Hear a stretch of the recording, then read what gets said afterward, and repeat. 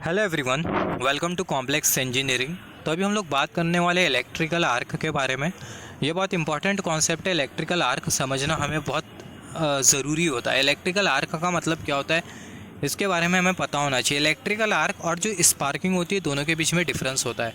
अभी electrical arc का मतलब क्या होता है, जो इलेक्ट्रिकल आर्क होती है, जब भी आप दो हाई वोल्टेज वायर को सेपरेट करोगे तो सेपरेशन के टाइम जो एयर होगी वो क्या हो जाएंगी, आयोनाइज हो जाएंगी। एयर के आयोनाइजेशन की वजह से होगा क्या, जो करंट होगा वो फ्लो होने लगेंगे एयर में से, जिसको हम लोग बेसिकली बोलते हैं इलेक्ट्रिकल आर्क। तो यहाँ पर इसको अगर हम लोग एक एग्जांपल के हेल्प से समझे तो यहाँ पर ये हमने कंसिडर किया, ये है वायर और ये जो वायर है वो बेसिकली हाई वोल्टेज वायर। तो यहाँ पर जब हम लोग हाई वोल्टेज वायर को सेपरेट करेंगे, कुछ इस तरीके से हाई वोल्टेज वायर को हम लोग सेपरेट करेंगे, तो ये वायर के बीच की जो एयर होगी वो क्या हो जाएंगी, आयोनाइज हो जाएंगी। एयर के आयोनाइजेशन की वजह से होगा क्या, जो एयर है इसमें चार्ज का फ्लो होगा, और जब चार्ज का फ्लो होगा तो हमें मिलेंगी आर्क, जिसको हम लोग बेसिकली बोलते हैं इलेक्ट्रिकल आर्क। वो जो चार्ज का जो फ्लो होता है उसी को ही हम लोग बेसिकली बोलते हैं इलेक्ट्रिकल आर्क। जो इलेक्ट्रिकल आर्क होती है उसमें हमें बेसिकली मिलता है negative temperature coefficient of resistance. मतलब जो इलेक्ट्रिकल आर्क का जो टेम्परेचर कोएफिशिएंट ऑफ रेसिस्टेंस होता है वो कैसा होता है, वो नेगेटिव होता है। यहाँ पर अगर हम लोग देखें, यहाँ पर तो हमने कंसिडर किया था वायर का केस। सिमिलरली सर्किट ब्रेकर के केस में भी ऐसा ही होता है। यहाँ पर ये जो सर्किट ब्रेकर है वो क्या करता है, दो वायर को कनेक्ट करने का काम करता है। एकदम रफ एग्जांपल दे रहा हूँ, दो वायर को कनेक्ट करने का काम करता है। अदरवाइज आप अगर एडवांस में समझना चाहो, दो इलेक्ट्रिकल सिस्टम को कनेक्ट करने का काम करता है इलेक्ट्रिकल सिस्टम, या फिर हम लोग बोल सकते हैं दो इलेक्ट्रिकल सेक्शन। दो इलेक्ट्रिकल सेक्शन एक दूसरे के साथ कैसा कनेक्ट होते हैं, दो इलेक्ट्रिकल सेक्शन एक दूसरे के साथ कनेक्टेड होते हैं with the help of conductor, या फिर बोल सकते हो वायर। सिंपल वर्ड में जितने भी जो इलेक्ट्रिकल सेक्शन होते हैं वो एक दूसरे के साथ कनेक्टेड होते हैं with the help of wire only, क्योंकि जो वायर है उसके थ्रू करंट फ्लो होता है। और अगर हमें इलेक्ट्रिकल सिस्टम को अगर कनेक्ट करना है आपस में एक दूसरे के साथ, तो हमें यूज़ करना होगा वायर। तो यहाँ पर अगर हम लोग देखें, जो सर्किट ब्रेकर है वो क्या करता है, आप एज्यूम कर सकते हो ऐसे जो दो वायर होते हैं हाई वोल्टेज वायर, उसे सेपरेट करने का काम करता है। तो यहाँ पर अगर हम लोग देखें, जो सर्किट ब्रेकर होता है उसमें आपको दो कॉन्टैक्ट मिलेगा। एक जो कॉन्टैक्ट होता है फिक्स कॉन्टैक्ट, और दूसरा जो कॉन्टैक्ट होता है वो होता है मूविंग कॉन्टैक्ट। तो जब सर्किट ब्रेकर दो वायर को सेपरेट करता है, सिंपल वर्ड में जब सर्किट ब्रेकर दो वायर को सेपरेट करता है तो बेसिकली होता क्या है, सेपरेशन के टाइम बीच की जो एयर होती है वो क्या हो जाती है, आयोनाइज हो जाती है। एयर के आयोनाइजेशन की वजह से होता है क्या, एयर में चार्ज का फ्लो होता है, और ये चार्ज के फ्लो की वजह से होता क्या, करंट का फ्लो होता है, और ये चार्ज के फ्लो की वजह से क्रिएट होती है इलेक्ट्रिकल आर्क। यहाँ पर अगर हम लोग देखें, यहाँ पर हम लोग देख सकते हैं, जब हम लोग ये सर्किट ब्रेकर के कॉन्टैक्ट को कुछ इस तरीके से ओपन करेंगे तो बीच की एयर हो जाएंगी आयोनाइजेशन की वजह से करंट का फ्लो होगा, जिसको हम लोग बोल रहे हैं electrical arc. This arc is form due to ionisation in the air between contact. ये जो आर्क है वो फॉर्म हो रही है क्योंकि दो कॉन्टैक्ट के बीच में क्या हो गया, आयोनाइजेशन हो गया है। यहाँ पर अगर हम लोग देखें, flow of electrical charge from air due to air ionisation is known as electrical arc. Separation के टाइम दो कॉन्टैक्ट सेपरेशन के टाइम, या फिर सर्किट ब्रेकर के कॉन्टैक्ट सेपरेशन के टाइम होता क्या है, जो एयर होती है वो हो जाती है आयोनाइज। कॉन्टैक्ट के बीच की जो एयर होती है वो आयोनाइज हो जाती है। एयर के आयोनाइजेशन की वजह से इलेक्ट्रिकल चार्ज का फ्लो होता है, और वो जो इलेक्ट्रिकल चार्ज का जो फ्लो उसी को ही हम लोग बेसिकली बोल रहे हैं इलेक्ट्रिकल आर्क। यहाँ पर आप देखो, जो इलेक्ट्रिकल आर्क होती है, यहाँ पर अगर हम लोग देखें, यहाँ पर ये जो इलेक्ट्रिकल आर्क होती है इसका जो नेचर होता है वो किसके तरह होता है, अंगार के तरह होता है, फायर की तरह होता है, आग की तरह होता है। अगर आप देखो, अगर कहीं पे भी अगर आग लग जाती है तो जो आग होती है वो भड़कते जाती है, राइट। वो जो आग होती है वो इंक्रीज़ करते जाती है, फायर का जो मैग्नीट्यूड होता है वो इंक्रीज़ करते जाता है। अगर हम लोग वो फायर को अगर हम लोग बुझाते नहीं, अगर हम लोग वो फायर को अगर हम लोग नहीं बुझाएंगे तो सिमिलरली इलेक्ट्रिकल आर्क में भी सेम फंडा होता है। जो इलेक्ट्रिकल आर्क होती है वो कंटिन्यूसली इंक्रीज़ करते जाती है, जैसे हमारी जो फायर है वो कंटिन्यूसली इंक्रीज़ करते जाती है, वैसे जो इलेक्ट्रिकल आर्क है वो भी कंटिन्यूसली इंक्रीज़ करते जाती है। तो जो इलेक्ट्रिकल आर्क है इसे हमें क्या करना होता है, एलिमिनेट करना होता है। तो यहाँ पर ये इलेक्ट्रिकल आर्क इंक्रीज़ क्यों करती है, इसके बारे में हम लोग बात करते हैं। Self sustaining nature of arc, जो इलेक्ट्रिकल आर्क है वो सेल्फ सस्टेनिंग होती है, या फिर बोल सकते हैं जो इलेक्ट्रिकल आर्क होती है वो इंक्रीज़ करते जाती है आग की तरह, लाइक फायर। यहाँ पर अगर हम लोग देखें, जब भी इलेक्ट्रिकल आर्क फॉर्म होती है तो ऐसे केस में जो टेम्परेचर होता है वो बहुत ज़्यादा होता है।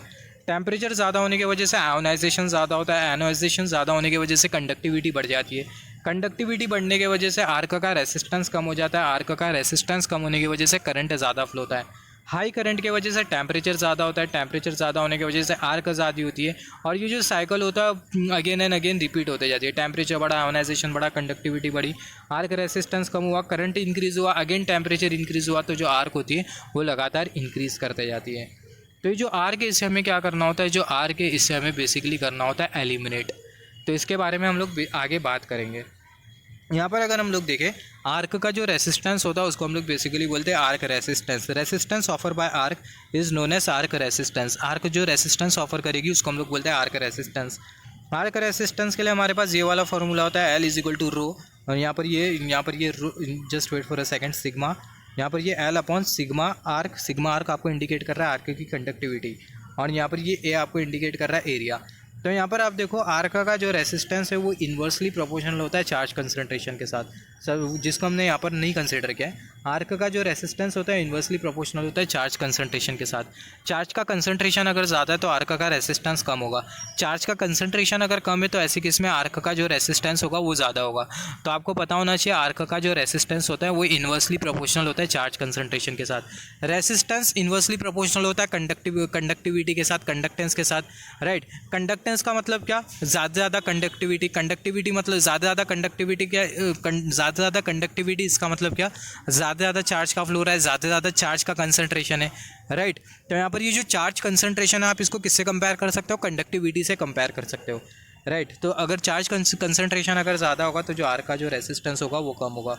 यहाँ पर अगर हम लोग देखें यहाँ पर ये जो सिग्मा है कंडक्टिविटी वो प्रोपोर्शनल होती है एन के साथ, जैसे कि मैंने बात किया जो चार्ज कंसंट्रेशन है उसको हम लोग कंपेयर कर सकते हैं कंडक्टिविटी के साथ।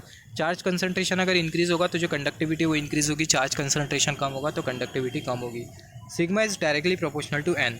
सिमिलरली अगर हम लोग देखें आर्क का जो रेसिस्टेंस होता है इन्वर्सली प्रोपोर्शनल होता है किसके साथ, एरिया के साथ। सिमिलरली आर्क का जो रेसिस्टेंस होता है वो डायरेक्टली प्रोपोर्शनल होता है लेंथ के साथ। ये लास्ट में आप देखो अगर आर्क की लेंथ अगर ज़्यादा है तो आर्क का रेसिस्टेंस ज़्यादा होगा, आर्क की लेंथ अगर कम है तो आर्क का जो रेसिस्टेंस है वो कम होगा। यहाँ पर अभी अगर हम लोग देखें जैसे कि हमने बात किया था जब दो कॉन्टैक्ट सेपरेट होते हैं तो दोनों कॉन्टैक्ट के बीच की जो एयर होती है आयोनाइज हो जाती है। आयोनाइजेशन के पीछे का जो रीज़न होता है वो होता है हाई इलेक्ट्रिक फील्ड। यहाँ पर अगर हम लोग देखें जिस भी मीडियम में आर्क फॉर्म हो रही होती है वो जो मीडियम होता है उसको हम लोग बेसिकली बोलते हैं प्लाज्मा। जो आयोनाइज मीडियम होता है उसको हम लोग प्लाज्मा भी बोलते हैं। Ionize medium is also known as plasma, right. और medium in which arc form is known as ionize medium. जैसे कि हमने बात किया आयोनाइजेशन होने की वजह से, एयर आयोनाइजेशन की वजह से इलेक्ट्रिकल आर्क फॉर्म होती है। और वो जो एयर आयोनाइजेशन, जो एयर जिस भी मीडियम में आयोनाइज होती है उसको हम लोग बेसिकली बोलते हैं आयोनाइजेशन मीडियम। आयोनाइजेशन मीडियम का एक और एक नाम होता है जिसको हम लोग बेसिकली बोलते हैं प्लाज्मा। यहाँ पर अभी अगर हम लोग देखें जैसे कि हमने बात किया जो आर्क होता है उसे हमें क्या करना होता है, आर्क को हमें बेसिकली एलिमिनेट करना होता है। तो यहाँ पर आर्क एलिमिनेशन के रिगार्डिंग आपको बेसिकली दो टर्म मिलेंगे।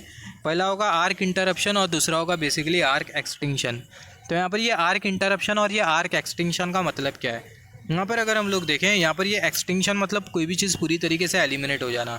इंटरप्ट मतलब क्या होता है, arc interruption is the process of eliminating arc by different material. Arc को एलिमिनेट करने का जो प्रोसेस होगा different method, not material, different method. तो यहाँ पर ये आर्क इंटरप्शन का मतलब क्या होता है, जो आर्क है उसे एलिमिनेट करने का जो अलग अलग प्रोसेस होता है उसको हम लोग बेसिकली बोलते हैं आर्क इंटरप्शन। मगर ये आर्क एक्सटिंक्शन का मतलब क्या होता है, जब आर्क पूरी तरीके से एलिमिनेट हो जाती है उसको हम लोग बेसिकली बोलते हैं आर्क एक्सटिंक्शन।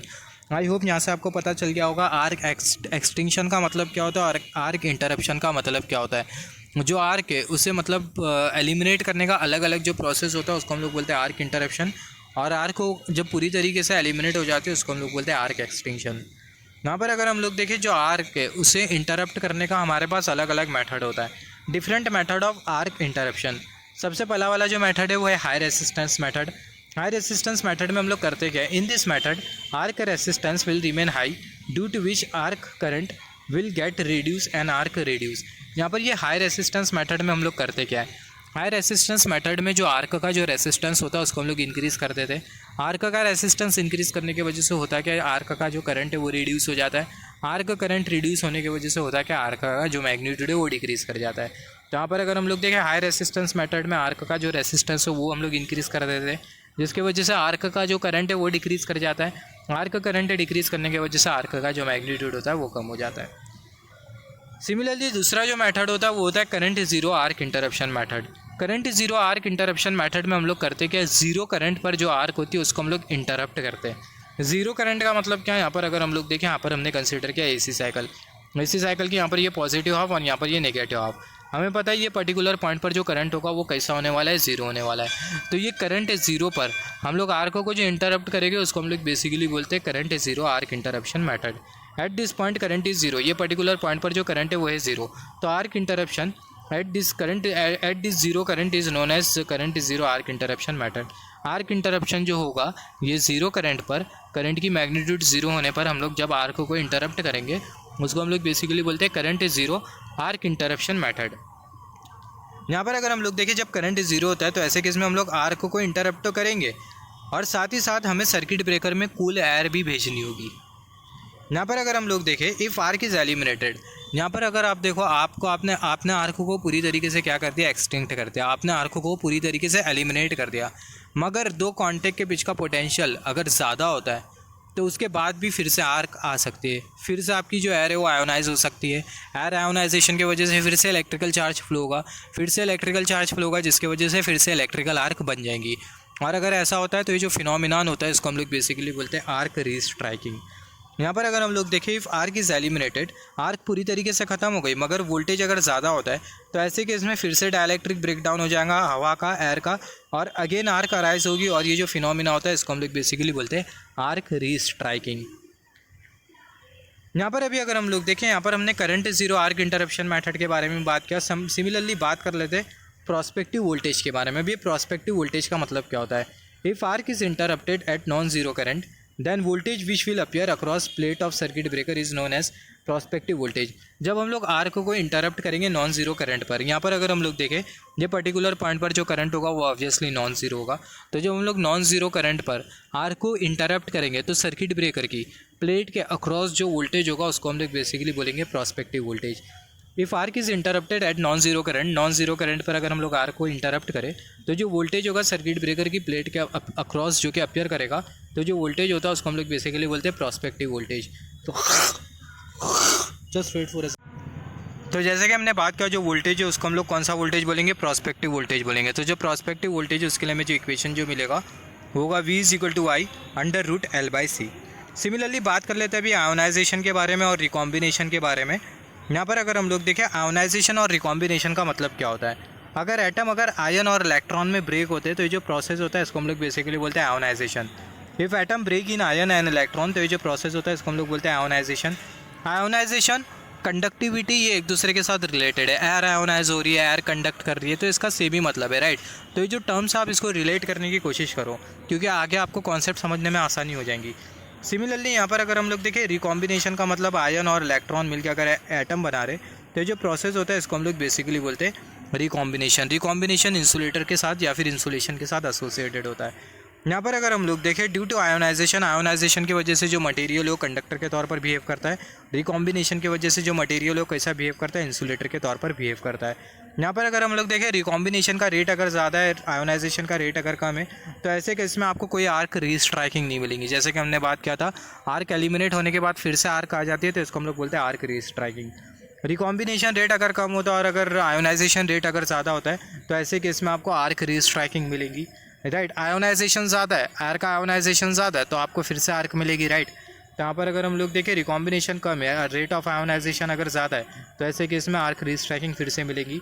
यहाँ पर अगर हम लोग देखें आर्क के वजह से हीट जनरेट होती है, अगर हीट जनरेशन का रेट अगर ज़्यादा होता है in comparison with the heat dissipation तो ऐसे केस में आर्क रीस्ट्राइकिंग होगा।